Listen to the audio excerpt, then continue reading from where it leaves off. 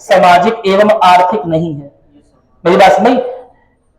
तुम्हारे गूगल पे और बहुत सारी जगह पर हो सकता है दिया हो सामाजिक एवं आर्थिक, लेकिन सामाजिक आर्थिक यानी कि सोशियो इकोनॉमिक का मतलब सामाजिक एवं आर्थिक नहीं होता है। इसका मतलब होता है वह आर्थिक असमानताएं जिनकी वजह से सामाजिक असमानताएं रूपांतरित हो चुकी हैं। मेरी बात समझ? वह आर्थिक असमानताएं, वह इकोनॉमिक प्रॉब्लम्स, वह इकोनॉमिक इनइक्वालिटी जिसकी वजह से समाज में इनइक्वालिटी आ गई, जिसकी वजह से समाज में असमानता आ गई। आर्थिक रूप से दो लोग असमान है। मैं भी इंटर किया इसी गेट से, समझ लो अंबानी जी भी इंटर किया इसी गेट से। लेट सपोज अभय जी के पास एक लड्डू है, अंबानी जी को इच्छा और मेरी भी इच्छा है, अभय जी किसे देंगे? अंबानी जी को देंगे। अभय एकदम सीधा बात होता है, एक बार सोचा भी नहीं कि सर ये बच्चे बहुत अच्छे भाई। मतलब कई बार क्या होता है कि बच्चों से पूछा, बच्चे थोड़ा हेजिटेट करते हैं इनके सामने कैसे बोले कि इन्हें नहीं देंगे, लेकिन एक सेकंड का भी ठहराव इसके आंसर में नहीं है। एकदम क्लियर कॉन्सेप्ट। किसे देगा? अंबानी को देगा। सत्य वचन है, अंबानी को ही देगा। क्यों? क्योंकि कहीं ना कहीं जो आर्थिक विषमताएं हैं वो सामाजिक रूप में रूपांतरित हो जाती हैं भाई। आप बोलो चाहे ना बोलो, वो दिखता है।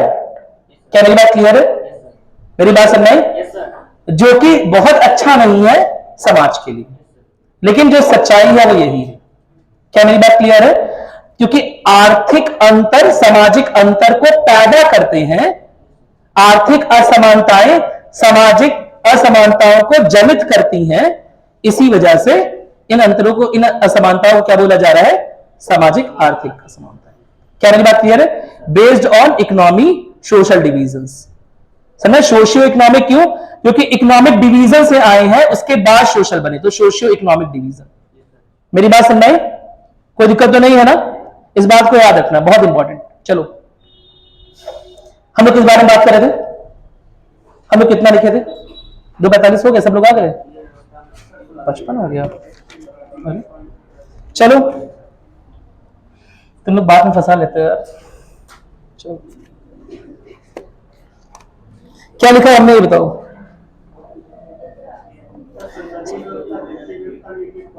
एक एक पॉइंट लिखा है, ठीक है।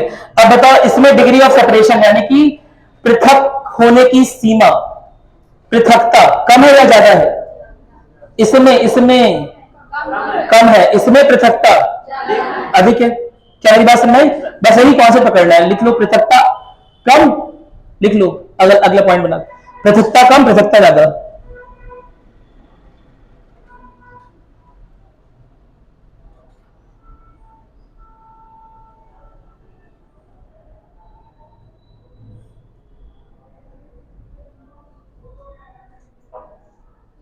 मंत्रिपरिषद लिख लिया, पृथकता कम पृथकता।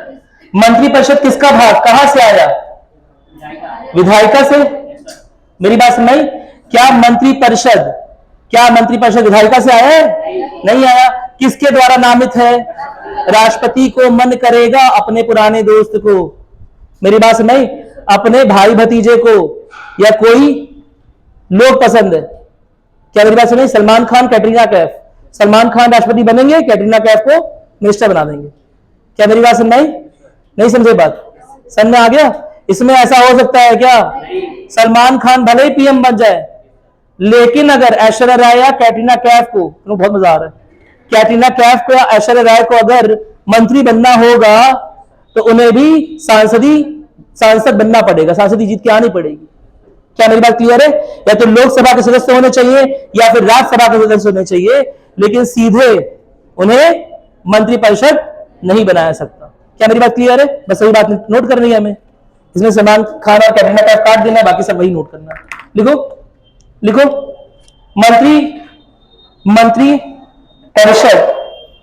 मंत्रिपरिषद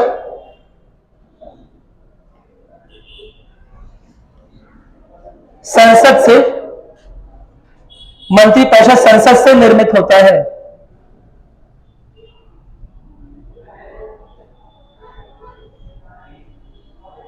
मंत्रिपरिषद संसद से निर्मित होता है किसमें? संसदीय प्रणाली में, है ना? और यदि कोई मंत्री संसद का सदस्य ना हो, संसद का सदस्य ना हो तो 6 माह के भीतर, तो 6 माह के भीतर उसे संसद का सदस्य बनना ही होगा। उसे संसद का सदस्य बनना ही होगा, अन्यथा अन्यथा उसे मंत्री पद से हटा दिया जाएगा।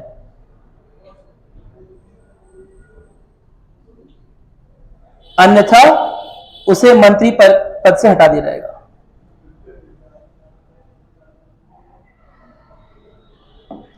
थोड़ा और गहराई में आते हैं। लोकसभा राज्यसभा में कितने तरह के मेंबर, लोकसभा में कितने तरह के मेंबर, कितने तरह प्रकार, 2 तरह के, निर्वाचित, नामांकित। यही तो राज्यसभा, अब लोकसभा में तो जो 2 नामांकित है, तो नामांकन की प्रक्रिया खत्म हो गई है ना, लेकिन राज्यसभा में अभी भी नामित होते हैं 12 सदस्य। कला, क्षेत्र, विज्ञान, वाणिज्य, याद है, कोई दिक्कत तो नहीं है, ठीक है। तो राज्यसभा यानी कि ओवरऑल संसद में 2 तरह के सदस्य, संसद में 2 तरह के सांसद हैं। राज्यसभा लोकसभा के आधार पर नहीं, एक कुछ निर्वाचित है, कुछ नामित है, यही तो, कुछ निर्वाचित है और कुछ नामित है, नामांकित है। क्या यह दोनों मंत्री बनाए जा सकते हैं? क्या यह दोनों मंत्री बनाए जा सकते हैं? निर्वाचित तो बनाया नहीं जाएगा, बताइए दोनों को। क्या नामित को भी मंत्री बना सकते हैं? बना सकते हैं। मेरी बात सुनाई, नामित को भी मंत्री बनाया जा सकता है। नोट करो इस बात को, देखो स्टार बना के नोट कर लो। यूपीएससी 2019 का क्वेश्चन है ये। देखो निर्वाचित एवं नामित, निर्वाचित एवं नामित, भाई इसी में संसदीय वाले में ना नोट बना के लिख लोगे। निर्वाचित एवं नामित दोनों प्रकार के सदस्यों को मंत्री बनाया जा सकता है। निर्वाचित यानी जो चुनाव से जीत कर आए हैं, और नामित यानी कि जिनका नामांकन हुआ। किसे? संसद पे तो आए हैं, नहीं नामित वाले को नहीं, नामित वाले सीधे नामित है, ठीक है। नामित में संसद का चुनाव लड़ने की जरूरत नहीं है, सीधे नामित होगा। नामित का मतलब ये होता है कि आपको चुनाव नहीं लड़ना पड़े। नामित का ही मतलब ही होता है कि आपको चुनाव न लड़ना पड़े। जो काउंसिल ऑफ मिनिस्टर या प्रधानमंत्री ने जो रिकमेंडेशन दी है, जो सिफारिशें की है, किसके पास? राष्ट्रपति के पास, उसके आधार पर आपको नामित कर दिया जाए। क्या मेरी बात क्लियर है? कोई दिक्कत तो नहीं है ना? ठीक है, नोट करोगे, इतना नोट कर लिया। दोनों प्रकार के मंत्री बन सकते हैं, ठीक है। लेकिन अगर क्या कोई ऐसा मंत्री बन सकता है जो इसका सदस्य ना हो? बन सकता है, लेकिन 6 महीने के अंदर लेना पड़ेगा। बात याद रखना, यही फंसाता है यूपीएससी, समझ रहे हो ना? क्या बन सकता है कि नहीं बन सकता? बन सकता है। ऐसे पूछेगा, क्या उस समय पर, जिस समय कोई व्यक्ति सांसद ना हो, क्या उसका मंत्री बनना संभव है? हाँ है, लेकिन 6 महीने के अंदर उसे सांसद बनना पड़ेगा, चाहे निर्वाचित होकर चाहे नामित हो।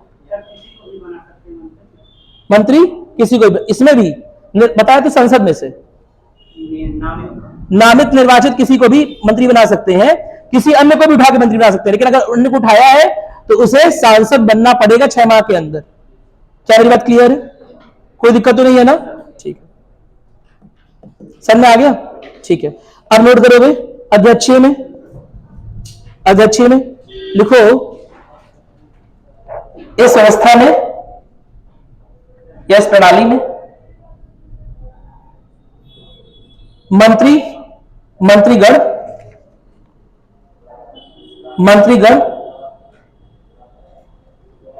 विधायिका का हिस्सा नहीं होते हैं, विधायिका का हिस्सा नहीं होते हैं।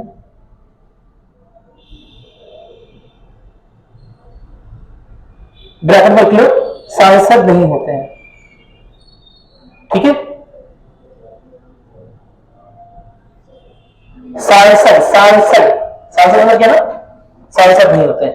क्या हाउस ऑफ रिप्रेजेंटेटिव का कोई सदस्य, जनप्रतिनिधि सदन का कोई सदस्य या सीनेट का कोई सदस्य मंत्री के रूप में यहां जा सकता है?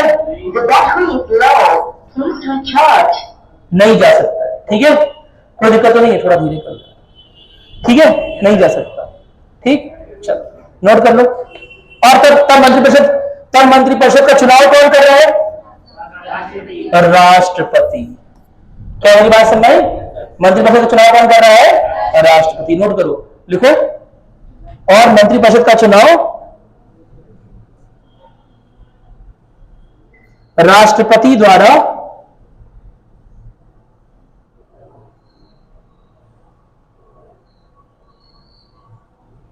द्वारा किया जाता है।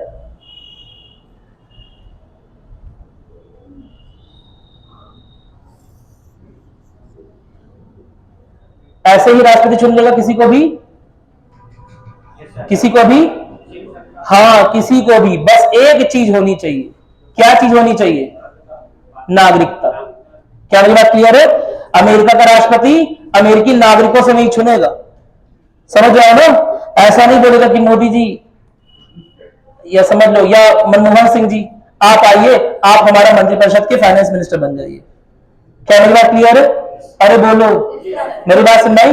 या राहुल गांधी को भी नहीं बोले, किसी को नहीं बोलेगा। किसे बोलेगा? अमेरिकी नागरिकों में से चुनेगा वो। किसे? मंत्रिपरिषद को।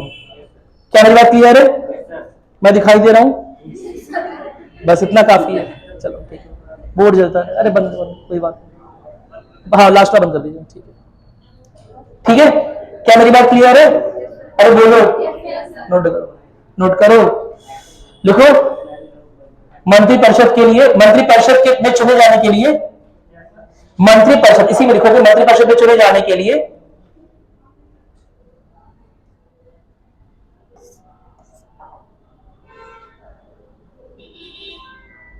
योग्यता केवल उस देश का नागरिक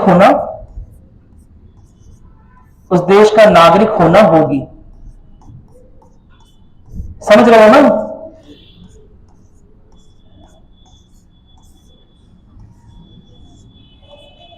ठीक है, क्या बात क्लियर है? कोई भी दोस्त हो, कोई भी रिश्तेदार हो, चुना सकता है। लेकिन अगर ऐसे किसी को भी चुन लेंगे तो देश खड्डे में चला जाएगा। क्या मेरी बात क्लियर है? इसलिए सामान्य तौर पे ऐसा नहीं करते हैं। सामान्य तौर पर जन समर्थन हर जगह देखा जाता है। क्या मेरी बात क्लियर है? नहीं समझे बात? क्योंकि सरकार कितनी भी कंट्रोल, कितनी भी शक्तिशाली हो, कितनी भी नियंत्रक हो, कितनी भी अच्छी नियंत्रणकारी व्यवस्था हो उसकी, लेकिन फिर भी अगर लोगों का एक बार अविश्वास ऐसी सरकार में आ जाता है तो फिर वो सरकार भी जाती है और लोग भी उसे बलभर मारते हैं। मेरी बात सड़कों पर चढ़ा जाती है। फ्रांस का राजा, समझ रहा हो ना, फाइनली अपने जान को बचाने के लिए भाग रहा था। क्या मेरी बात क्लियर? अंततः अपनी जान बचाने में भाग रहा था। लोग बोले सर काट देंगे इसका, लोग एकदम नीचे उतर आए थे। नेपोलियन की बात नहीं कर रहा हूं, उसके पहले राजा की बात कर रहा हूं। फ्रांस का राजा अपना सर बचाने के लिए भाग रहा था। तो अंततः शक्ति तो किसके पास है? लोगों के पास है, जनता के पास है। क्या मेरी बात समझ में आ रही है? कोई दिक्कत तो नहीं है ना? ठीक है, तो नागरिक होना जरूरी है।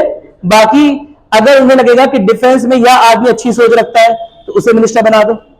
अगर उन्हें लगेगा कि, समझ आ रहा है ना, अगर उन्हें ये लगेगा कि फाइनेंस में यह आदमी बहुत अच्छी कंपनी चला रहा है, इसे फाइनेंस मिनिस्टर बना देते हैं। क्या मेरी बात क्लियर है? तो ऐसा बात करने के लिए पूर्णतः स्वतंत्र है। क्या मेरी बात क्लियर है? कोई दिक्कत तो नहीं है ना? चलो नोट करोगे इसके आगे, ठीक है, लिखो।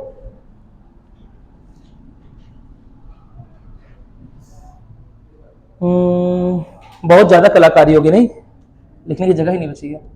चलो बिठा लो, नोट कर लिए थे ना? चलो नोट करो, एक पॉइंट और नोट करो, फिर आगे बढ़ते हैं। लिखो, मंत्रिपरिषद, संसदीय वाले में संसदीय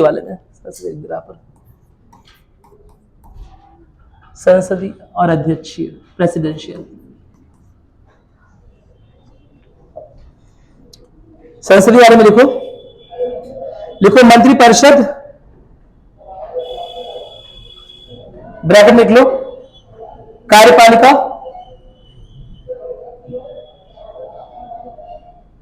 या सरकार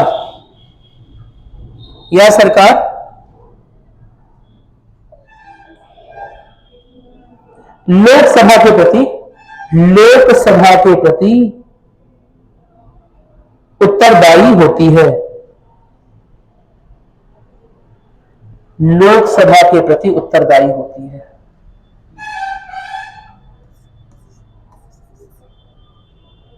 पहले मैं बना ही देता हूं एक बार, नहीं प्रॉपर।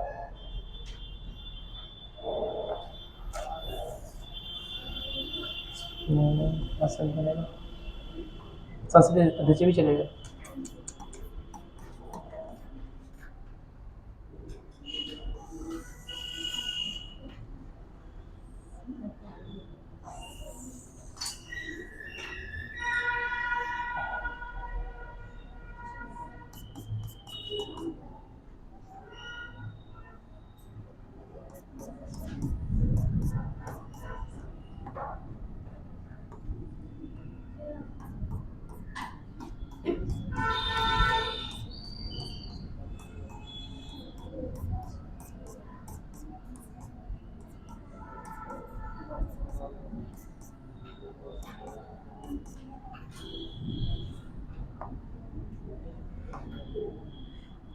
पूरा कलरफुल बनाएंगे एकदम।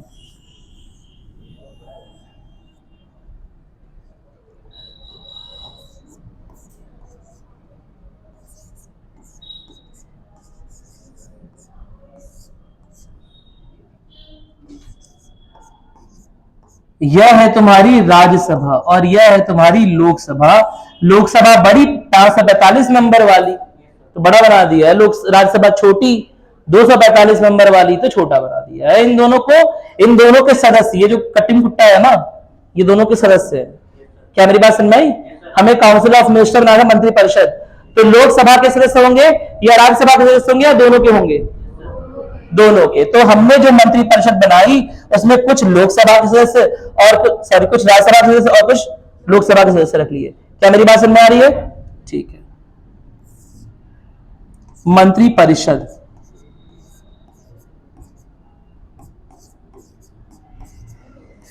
इस मंत्री परिषद का मुखिया, इस मंत्री परिषद का मुखिया किससे होगा? लोकसभा से या राज्यसभा से? दोनों से एक मुखिया चुन लेंगे। दोनों से कैसे हो सकता है? किसी से भी, दोनों से नहीं, किसी से भी बोलो ना, मतलब लोकसभा से और राज्यसभा से, दोनों में से किसी से भी हो सकता है। समझ जाओ ना, दोनों से एक एक नहीं आएंगे। ये दो आत्मा एक प्राण, एक दो जिसमें एक जान नहीं बन जाएंगे। समझ रहे हो ना? एक ही आदमी चूज किया जाएगा ना, और वो एक आदमी इससे भी हो सकता है, एक इससे भी हो सकता है। क्या मेरी बात क्लियर है? वो क्या हो जाएगा? इस मंत्री परिषद का हेड, यानी कि मुखिया है, मंत्री परिषद का मुखिया यानी पीएम। बनाते चल रहे हो? बनाते चलो भाई, बनाते चलो।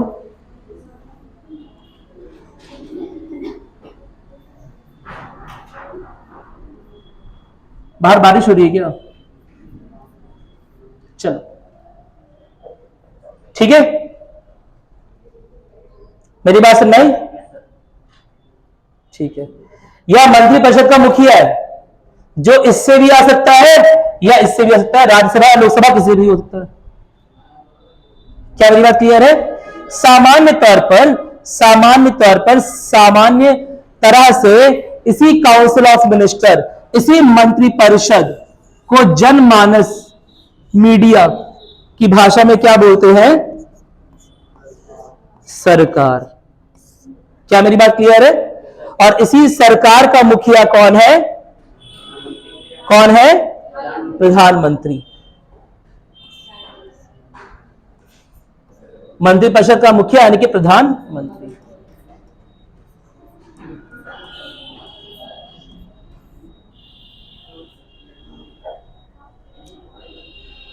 समझ में आ गया? नहीं समझ में? और अन्य कलर्स का उपयोग करना चाहते हो क्या? मेरे ख्याल से इतना क्लियर हो गया होगा। कोई दिक्कत तो नहीं है ना? हमने क्या किया, राज्यसभा और लोकसभा के लोगों से मिलाकर, उन्हें निचोड़कर एक मंत्री परिषद का निर्माण किया, और उसी मंत्री परिषद का हेड बना दिया इन्हीं दोनों सभाओं से इकट्ठा हुए लोगों में से किसी एक को, जिसे क्या बोलते हैं, प्रधानमंत्री। क्या मेरी बात क्लियर है? यह व्यवस्था कैसी व्यवस्था?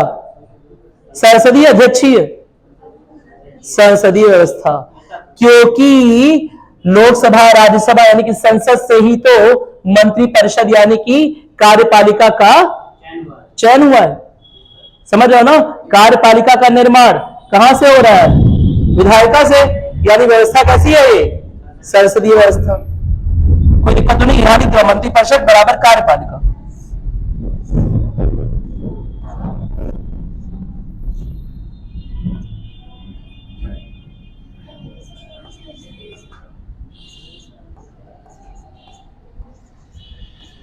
तुम लोग तो भाई सारा ध्यान तुम्हारा बाहर ही लगा हुआ है ना? थोड़ा कंसंट्रेशन बढ़ाओ, फोकस बढ़ाओ थोड़ा सा, है ना? फोकस की बहुत इंपॉर्टेंस है एग्जाम में, पता है ना? जो पढ़ो बहुत ध्यान से पढ़ो, है ना? ऐसा नहीं कि दूर 10 किलोमीटर दूर कोई पत्ता भी हिल जा रहा है तो तुम्हारा सारा ध्यान वहीं पे चला जा रहा है, कैसे हिल गया, अरे बारिश हो रही है, समझा? इस पे ध्यान लगाओ थोड़ा सा, ठीक है? फोकस बढ़ाओ। इतना बना लिया, मिटा दे। यह संसदीय व्यवस्था है। संसदीय व्यवस्था में हमने अभी अभी देखा कि मंत्री परिषद या सरकार कहां से चुन के आ रही है? विधायिका से, मतलब दोनों से मिलाकर। क्या मेरी बात क्लियर है? राज्यसभा लोकसभा दोनों से मिलाकर। क्या मेरी बात क्लियर है? सामान्य तौर पर क्योंकि लोकसभा के अधिक मेंबर होते हैं, क्योंकि लोकसभा के अधिक मेंबर होते हैं, इसीलिए काउंसिल ऑफ मिनिस्टर में भी यानी कि मंत्री परिषद में भी लोकसभा के अधिक मेंबर पाए जाते हैं। इसके अलावा हमने देखा था कि जो सरकार लोकसभा में बहुमत पाती है, जो दल लोकसभा में बहुमत पाता है वही सरकार बनाता है। क्या मेरी बात समझ आई? कोई दिक्कत तो नहीं है ना? यानी कि मंत्री परिषद का गठन लोकसभा के बहुमत विजेता, समझ रहे हो ना, जो बहुमत से आया हो जो दल, उसके द्वारा किया जाएगा। क्या मेरी बात क्लियर है? यानी कि एक ऐसी सरकार असल में जो राज्यसभा लोकसभा से मिलकर बनाई गई है, वो अत्यधिक निर्भर किस पर है? लोकसभा पर। क्योंकि लोकसभा में जो बहुमत जीत कर आएगा जो पार्टी, वही चुनाव करेगा इसका, वही मंत्रिपरिषद बनाएगा। क्या मेरी बात क्लियर है? तो अब ऐसी सरकार जिसे शक्तियां, इस मंत्री परिषद को मंत्री बना कौन रहा है? जीती हुई पार्टी, जीता हुआ दल, उसके अध्यक्ष, समझ रहा हो ना? तो ऐसा मंत्री परिषद जो कि जीती हुई पार्टी से या लोकसभा से चुनकर आया है, क्या वह लोकसभा के प्रति अधिक उत्तरदायी नहीं होगा? होगा। यहीं से आता है उत्तरदायित्व। क्या मेरी बात क्लियर है? मैंने एक चीज समझाई थी आपको, जिसकी जितनी शक्तियां उसका उतना उत्तरदायित्व, ये समझाया था। इसके अलावा एक और प्रावधान, एक और नया कॉन्सेप्ट, यही चीज, जिसके प्रति शक्तियां, जिसके लिए शक्तियां, उसके प्रति उत्तरदायित्व। क्या मेरी बात क्लियर है? या जिसने आपको शक्तियां दी, उसके प्रति उत्तरदायित्व। क्या मेरी बात समझ आई? कोई दिक्कत तो नहीं है ना? तो इस मंत्री परिषद को शक्तियां देने वाला है कौन? लोकसभा में बहुमत से चुनी हुई सरकार। तो इस मंत्री परिषद का या फिर सरकार का उत्तरदायित्व किसके प्रति आएगा? लोकसभा। क्योंकि राज्यसभा तो पहले भी चल रही थी, कुछ बहुमत कुछ अल्पमत जो भी चल रहा हो, लेकिन सरकार उससे नहीं बनी। सरकार किससे बनी है?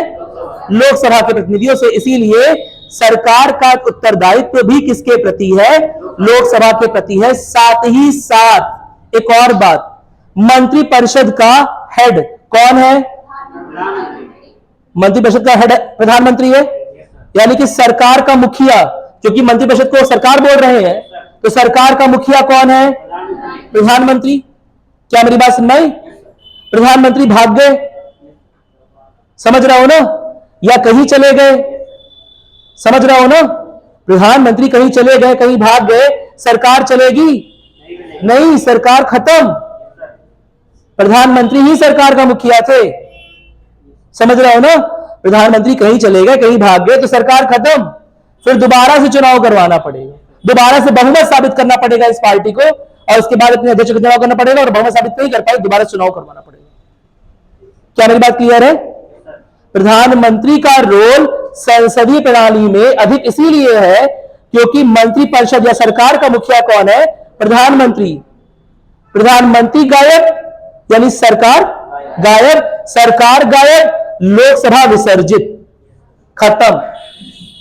समझ गए ना? अब लोकसभा में कार्रवाई नहीं चलेगी। क्या मेरी बात क्लियर है? अरे बोलो, एकदम क्लियर हो गया? नोट करो इस बात को, लिखो लिखो लिखो, संसदीय में लिखो, चूंकि मंत्रिपरिषद का गठन, चूंकि मंत्रिपरिषद का गठन, ये डायग्राम बना लियो, इतना ही सुंदर बनाया हो, इस तरह सुंदर बना लियो, चलो। क्योंकि मंत्रिपरिषद का गठन, अभी और समझाएंगे इसे, बस अगर जिन्हें समझ में नहीं आया परेशान मत हो, बस इतना एक छोटी सी बात लिखो, फिर अभी और समझा रहे हैं।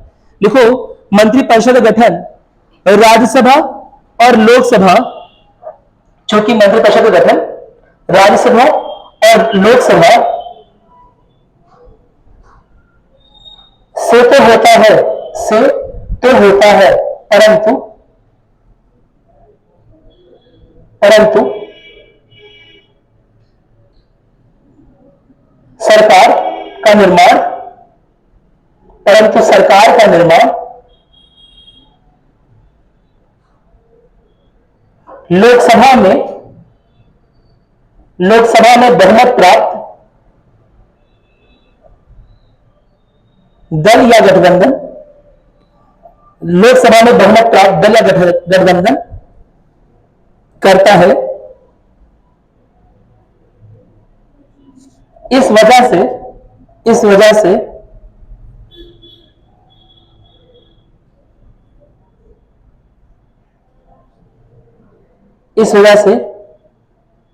लोकसभा के पास सरकार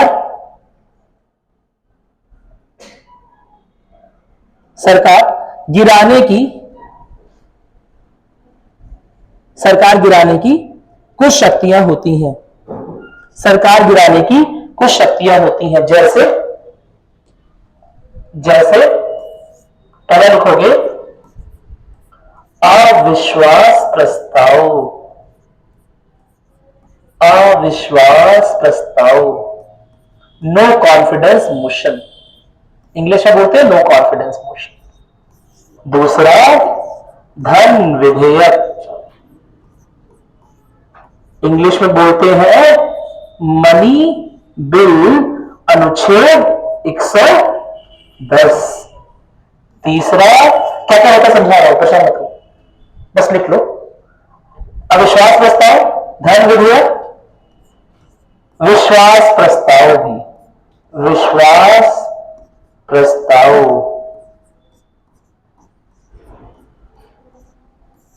इसके अलावा धन्यवाद प्रस्ताव,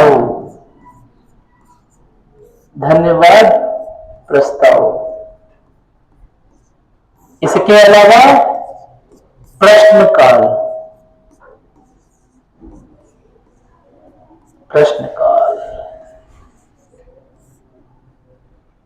लोकसभा की शक्तियां हैं ये। लोकसभा की शक्तियां कैसे हैं समझते हैं, लिखिए अपना।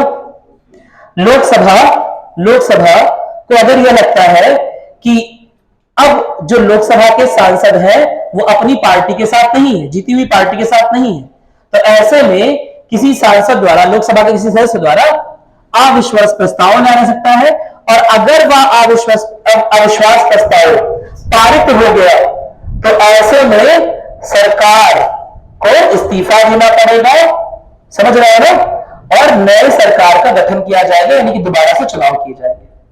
क्या मेरी बात क्लियर है? तो लोकसभा की शक्ति क्या सरकार को नियंत्रित कर रही है? हाँ, एकदम कर रही है। लोकसभा में भले ही अधिकतर सरकार के बहुमत वाले लोग हैं, लेकिन यह पूरी लोकसभा जिन सदस्यों से बनी है, अगर वह सदस्य किसी तरह का अविश्वास प्रस्ताव अपनी सरकार के खिलाफ ले आते हैं, क्या मेरी बात क्लियर है, और वह प्रस्ताव पास हो जाता है लोकसभा से, तो सरकार गिर जाएगी, सरकार खत्म। हाँ, भंग, एकदम पूरी भंग। समझ रहे हैं ना? भंग राज्यसभा, दूसरा बहुमत अभी कहा। यहां कहीं कांग्रेस बीजेपी का चुनाव थोड़ा ना चल रहा है। एक प्रस्ताव आया कि हमें सरकार पे विश्वास नहीं है।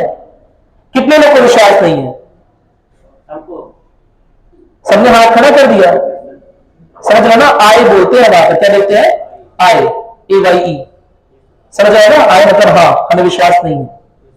मेरी बात समझ में?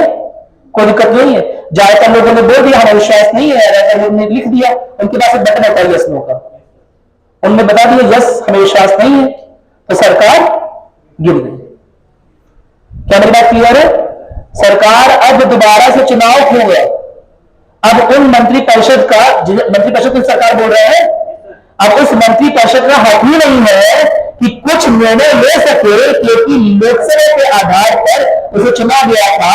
लोकसभा में जीती हुई पार्टी ने उसे चुना था, और लोकसभा का अब इस पार्टी पर, इस दल पर या इस गठबंधन का विश्वास नहीं है।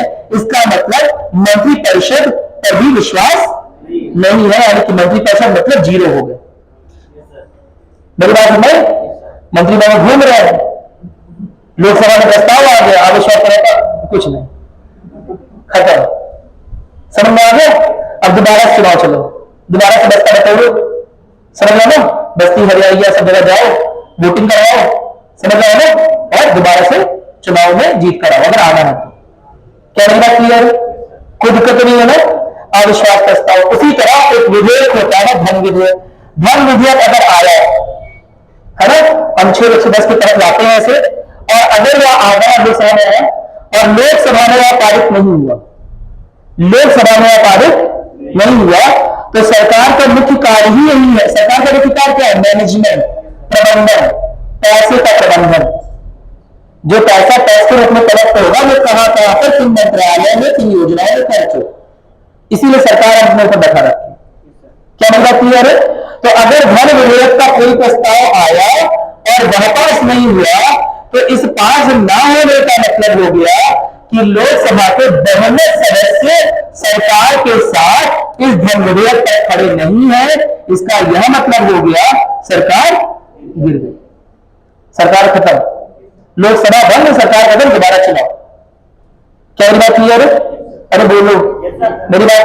तीसरा, जैसे अविश्वास प्रस्ताव लाया गया, उसी तरह से अपना बहुमत साबित करने के लिए सरकार बनाते वक्त किसी पार्टी को विश्वास प्रस्ताव लाना पड़ता है पहली बार। मगर सपोज हमें लग रहा है कि सारे MP हमारे फेवर में हैं, सारे सांसद हमारे फेवर में है लोकसभा के, और हम विश्वास प्रस्ताव लाए, लेकिन वह विश्वास प्रस्ताव लाने से पहले गिर गया, खत्म हो गया। तो ऐसे में हमारे द्वारा पारित विश्वास प्रस्ताव क्योंकि गिर गया, इसीलिए अब हमें मंत्रिपरिषद बनाने का अधिकार नहीं रह गया, यानी कि दोबारा से चुनाव होंगे या किसी अन्य पार्टी को मौका मिलेगा खुद का बंदा साबित करने के लिए। क्या मेरी बात क्लियर है? मेरी बात समझ? चौथा क्या है? धन्यवाद प्रस्ताव। राष्ट्रपति के अभिभाषण के दौरान, उनके बाद, मेरी बात समझ, बजट अगर अच्छा है उसके बाद अगर धन्यवाद प्रस्ताव आता है और अगर धन्यवाद प्रस्ताव पारित हो जाता है, तो इसका मतलब जो लोकसभा के सांसद है या सरकार के पक्ष में खड़े हुए, अपनी पार्टी के पक्ष में है, और पार्टी के सरकार पक्ष में है, तब तो ठीक है। लेकिन अगर धन्यवाद प्रस्ताव पारित नहीं हुआ, तो इसका मतलब लोकसभा के सांसद अपनी पार्टी को सपोर्ट नहीं कर रहे। क्या मेरी बात क्लियर है? दोबारा से सरकार नीचे गिर गई। क्या मेरी बात क्लियर है? इसके अलावा, हालांकि ये राज्यसभा में भी होता है प्रश्न का 1 घंटे का, इसके अभी बाद में बात करेंगे इसके बारे में काफी। लेकिन प्रश्नकाल के दौरान पूछे गए कोई प्रश्न, प्रश्नकाल के दौरान पूछे गए कोई प्रश्न जिस मंत्री से पूछा जा रहा है उसके ऊपर बाध्यता है इसका जवाब देने की। मेरी बात में अगर वह जवाब देने में असमर्थ है या उसका जवाब से लोकसभा के सांसद संतुष्ट नहीं है, मेरी बात सुन रही, तो ऐसे में भी सरकार गिर सकती है। या क्योंकि यह सब कार्यवाहियां अब टेलीविजन पे प्रसारित होती हैं तो लोगों में रोष आ जाएगा, समझ रहे हो, और लोग ऐसे सांसदों के खिलाफ वोट करेंगे, अंततः सरकार गिर जाएगी। क्या मेरी बात क्लियर है? कोई दिक्कत तो नहीं है ना? अब यह समझते हैं यह 5 तरह की शक्तियां अंततः किसके पास है? लोकसभा के पास है, जिससे वो कभी भी मंत्रिपरिषद यानी कि सरकार को खत्म कर सकती है। क्या मेरी बात समझ में? शक्तियां किसके पास है? लोकसभा के पास। सरकार को खत्म करने की शक्ति, सरकार को गलत साबित करने की शक्ति किसके पास है? लोकसभा के पास। यानी कि मंत्रिपरिषद अंततः किसके द्वारा नियंत्रित है या कब तक चलेगी? जब तक लोकसभा चाहेगी। क्या मेरी बात क्लियर है? यानी कि मंत्रिपरिषद को जो शक्तियां मिली हुई है वो तभी तक मंत्रिपरिषद में निहित है, जो सरकार को शक्तियां मिली हुई है वो तभी तक सरकार में निहित है जब तक लोकसभा इन शक्तियों का उपयोग करके मंत्रिपरिषद से या सरकार से वो शक्तियां छीन न ले, जिसने भी शक्ति उसी के प्रति उत्तरदायित्व। क्या मेरी बात क्लियर है? लोकसभा ने सरकार को शक्ति दी थी चलने की, लोकसभा ने मंत्रिपरिषद को शक्ति दी थी चलने की, समझ रहे हैं? तो इसलिए मंत्रिपरिषद का, सरकार का उत्तरदायित्व भी किसके प्रति है? लोकसभा के प्रति। क्या मेरी बात समझ में? कोई दिक्कत तो नहीं है ना? अरे बोलो, समझ आ गया? बहुत बहुत जरूरी सवाल, पता नहीं अनगिनत बार आ चुका होगा तो पीसीएस में और यूपीएससी में।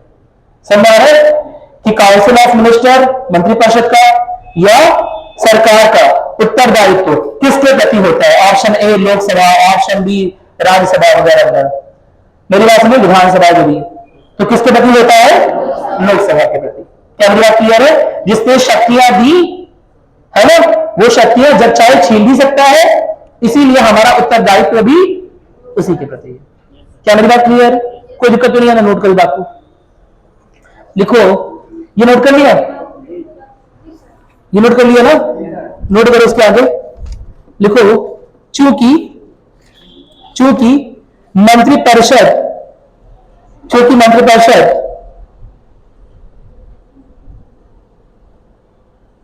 को दी गई शक्तियां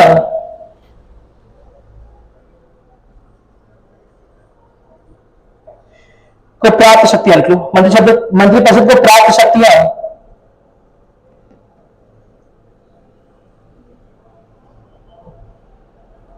लोकसभा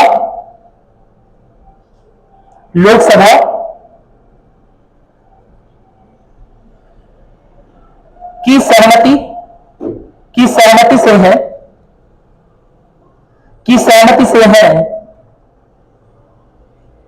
इस वजह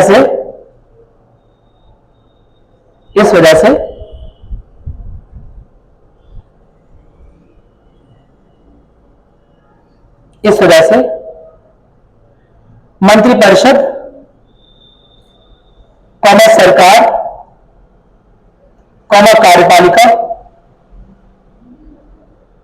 सरकार या कार्यपालिका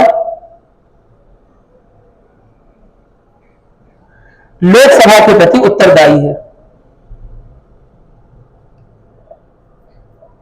लोकसभा के प्रति उत्तरदायी है। ठीक है, कोई दिक्कत नहीं है ना? इनके पास 5 हथियार हैं सरकार को गिराने के। किसके पास? लोकसभा के पास 5 हथियार हैं। मेरी बात समझ में? तो अब जिसके पास इतने हथियार हैं, क्या ऐसी सरकार सतर्कता से और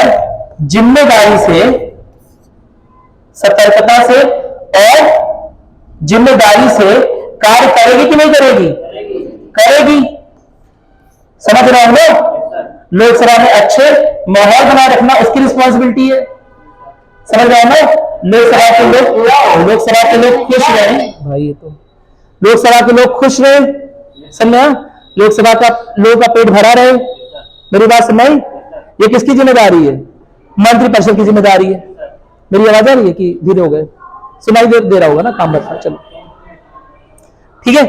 तो अब लोकसभा की प्रति जिम्मेदारी थी, साथ ही साथ ऐसी सरकार भी एक ज्यादा उत्तरदायित्व वाली सरकार, एक ज्यादा उत्तरदायी सरकार के रूप में अपने कार्यों का निर्वहन करेगी।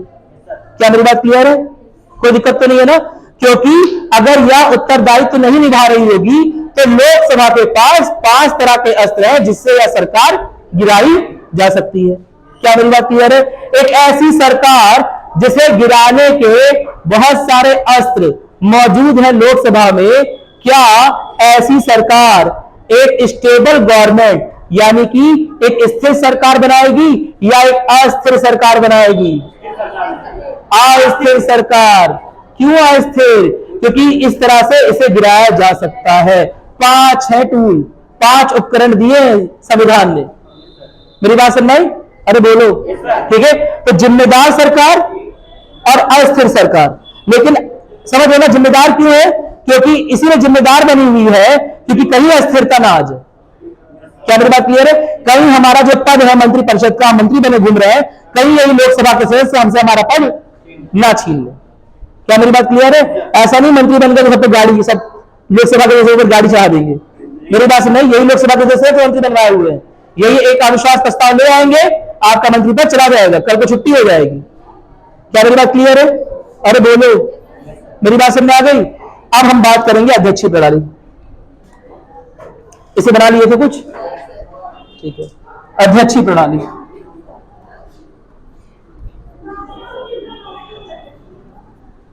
अध्यक्षीय प्रणाली में, अरे यार ये तो कुछ थोड़ा सा तो दे दे। चलो, अध्यक्षीय प्रणाली में क्या होता है जैसा बताया मैंने, एक एग्जांपल उसके बाद अच्छा है अमेरिका। ठीक है। हाउस ऑफ रिप्रेजेंटेटिव यानी जनप्रतिनिधि सदन को अगर सरकार को हटाना है, अगर सरकार को हटाना है तो क्या करना पड़ेगा? राष्ट्रपति के ऊपर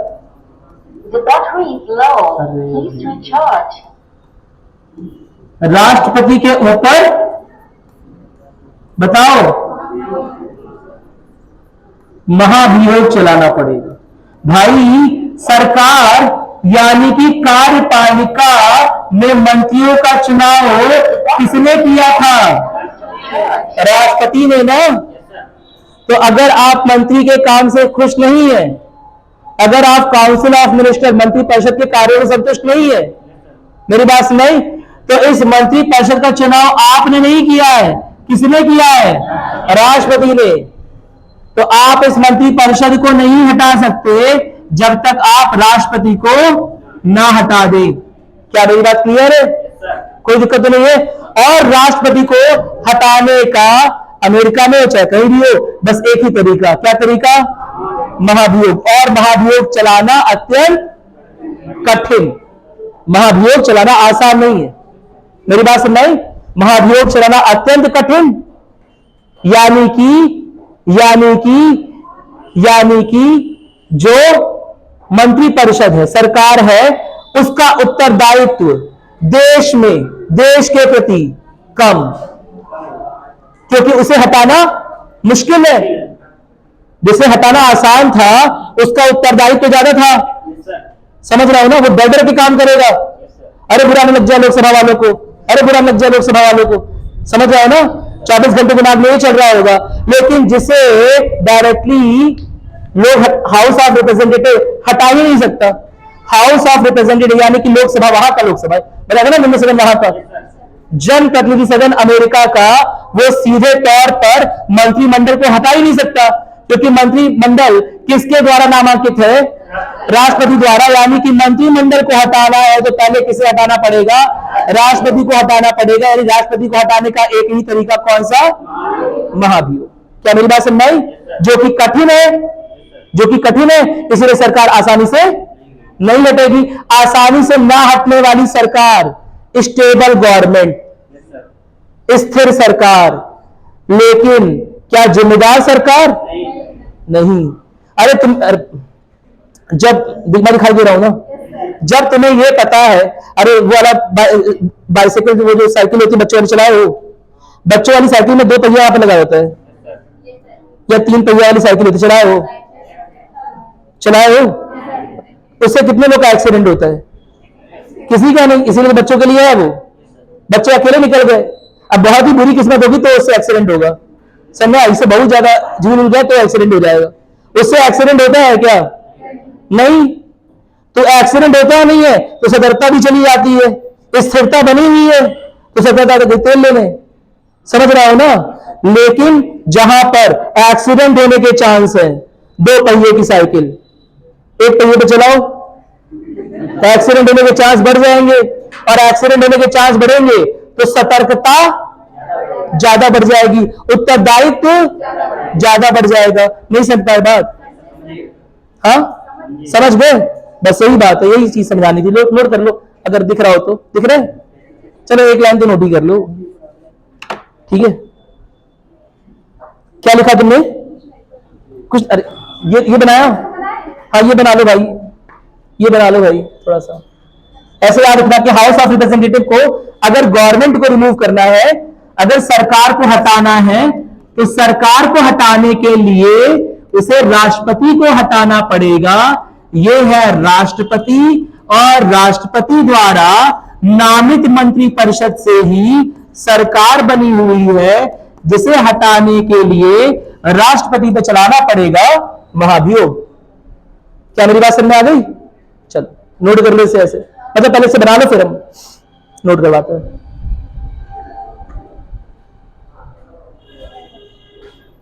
यार बारिश हो रही है आज, बैच अगर आज यहाँ लाई तुम लोगों का खत्म कर देते आज मामला, अपना वाला ऑफ कर दे रहा है आज। तेज बारिश हो रही है सर, तेज बारिश हो रही है, तेज बारिश हो रही है, ऑफ कर दीजिए।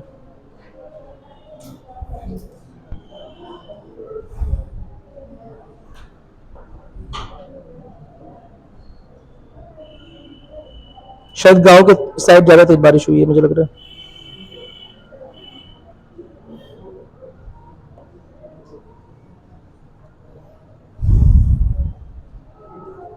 तुम लोग को भी छोड़ दें क्या? एक लाइन तो लिख लो, कम से कम लिखो, बस एक लाइन लिख लो थोड़ा सा। मोबाइल जला लो, ऐसी कोई बात नहीं है, मोबाइल जला सकते हो अगर दिख नहीं रहा हो तो, अगर लाए हो मोबाइल तो लिखो। लिखो, अध्यक्षीय प्रणाली में, अध्यक्षीय प्रणाली में प्रतिनिधि सदन या निम्न सदन, प्रतिनिधि सदन या निम्न सदन, जिसे हम हाउस ऑफ रिप्रेजेंटेटिव बोल रहे हैं ना, एचओआर लिख लो चाहो ब्रैकेट में, प्रतिनिधि सदन या निम्न सदन, ब्रैकेट में एचओआर लिखना, हाउस ऑफ रिप्रेजेंटेटिव। सीधे प्रतिनिधि सदन या निम्न सदन सीधे सरकार को नहीं हटा सकती,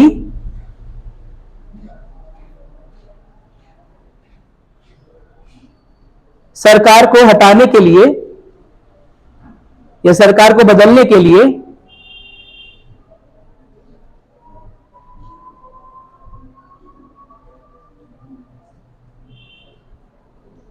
राष्ट्रपति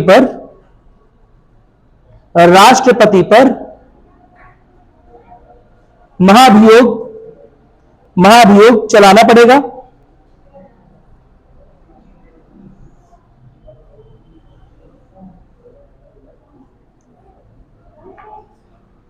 महाभियोग चलाना पड़ेगा, इसीलिए एक लाइन लिख लो नीचे, महाभियोग चलाना पड़ेगा, या इसी में लिख लो यानी कि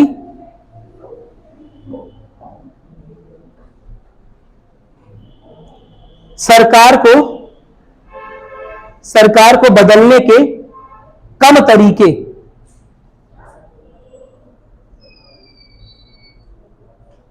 तरीके, या कम उपकरण मौजूद रहेंगे।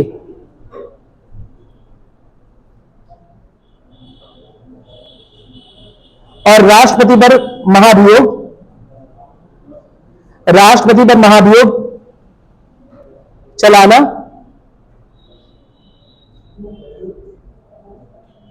एक कठिन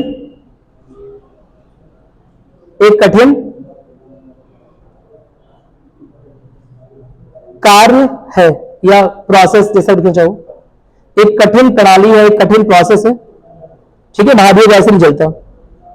ठीक है, अब सोच के बताओ, अध्यक्षीय प्रणाली स्टेबल ना, तो लिखोगे नहीं, स्टेबल नहीं, स्टेबल, हाँ स्टेबल, सॉरी, अध्यक्षीय प्रणाली स्टेबल, यानी कि अध्यक्षीय प्रणाली में एक स्थिर सरकार की रचना होगी। अध्यक्षीय प्रणाली में एक स्थिर सरकार की रचना होगी, लेकिन उसका उत्तरदायित्व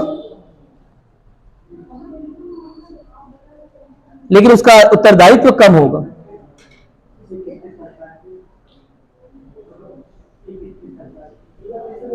अध्यक्षीय प्रणाली में एक स्थिर सरकार की रचना होगी जिसका उत्तरदायित्व कम होगा।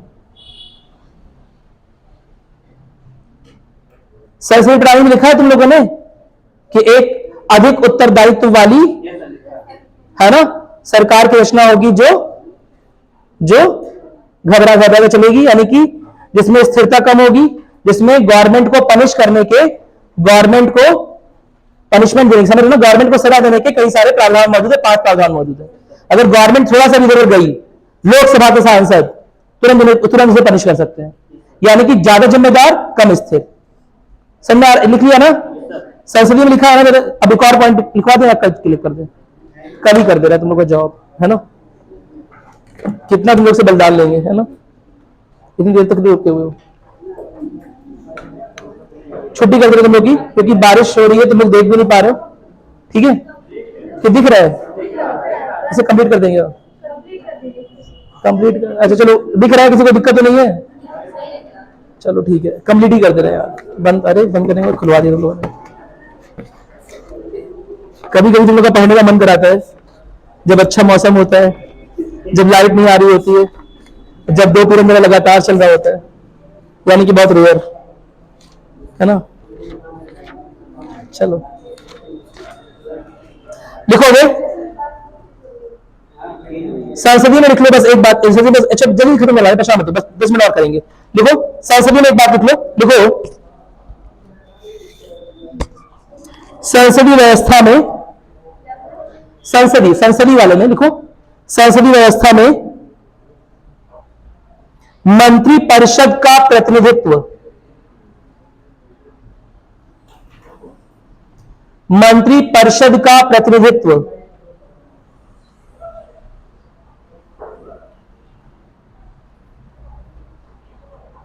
प्रधानमंत्री कर रहा होता है, प्रधानमंत्री कर रहा होता है।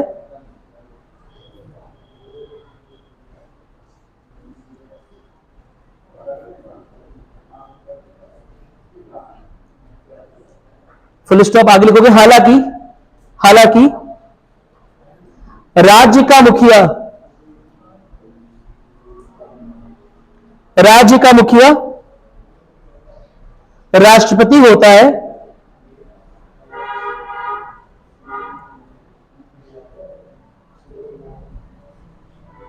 लेकिन सरकार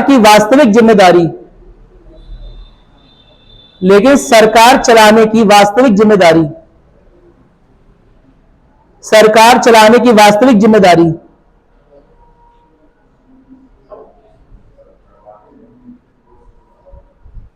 जिसके पास वास्तविक जिम्मेदारी, उसके पास वास्तविक शक्तियां भी ना। ठीक है, सरकार चलाने की वास्तविक जिम्मेदारी प्रधानमंत्री की होती है।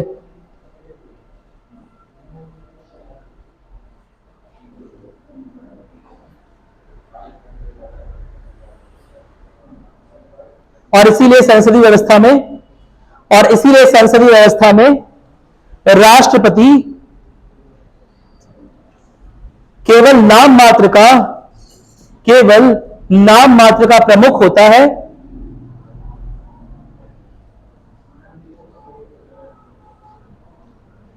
केवल नाम मात्र का प्रमुख होता है,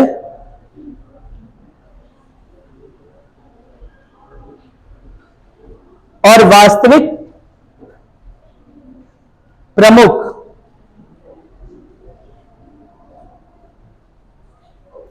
या वास्तविक कार्यपालिका की शक्तियां, या वास्तविक कार्यपालिका की शक्तियां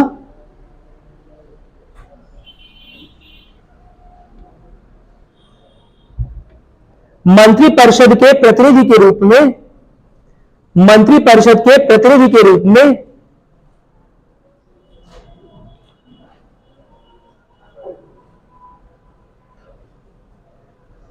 मंत्रिपरिषद के प्रतिनिधि के रूप में प्रधानमंत्री की होती है, के पास होती है, प्रधानमंत्री के पास होती है।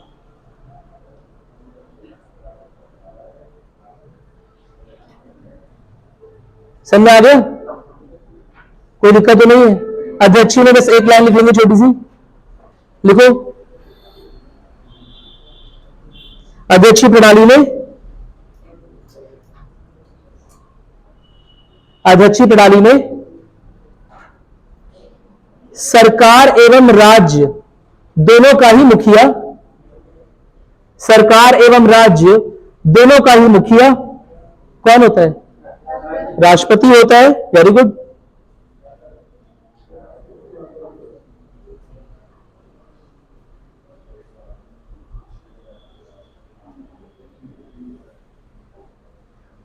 और इसलिए वास्तविक शक्तियां, वास्तविक शक्तियां, वास्तविक शक्तियां राष्ट्रपति के पास होती हैं। वास्तविक शक्तियां राष्ट्रपति के पास होती हैं।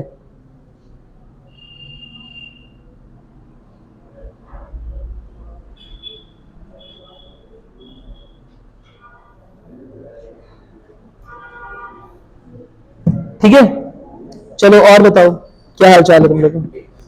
बढ़िया है? घर जाना है? एक बार पढ़ लो, जल्दी से। नहीं जाना है?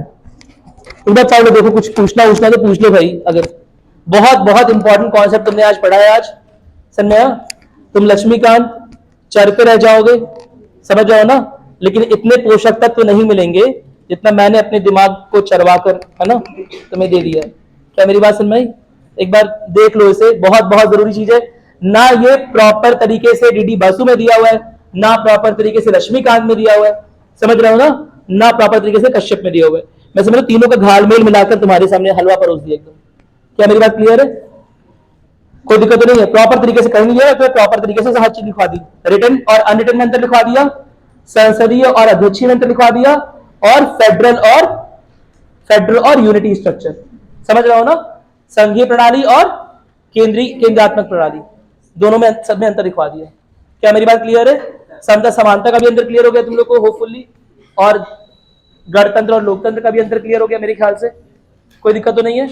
चलो ठीक है। फिर और कुछ पूछना किसी को है? अगर किसी को पूछना है, 5 मिनट है हमारे पास, अगर कुछ पूछना है तो एकदम हेजिटेट मत करो। तैयारी संबंधी कुछ पूछना है तो पूछ सकते हो, हेजिटेशन नहीं होना चाहिए यहाँ पर। हम लोग टीचर ऐसे कि डॉक्टर होते हैं ना, डॉक्टर के पास दिखाने गए हो, लेकिन सर में दर्द हो रहा है, शर्म आ रही है, नहीं बता पा रहे हो, कह रहे हो घुटने में दर्द हो रहा है, मेरी बात सुन में, तो ऐसे शर्मा के काम नहीं चलेगा। अगर आपको कोई परेशानी है पढ़ाई संबंधित तो आप पूछ सकते हो। क्या मेरी बात सुन में? चलो हाँ, बंद कर दो भाई इस पर।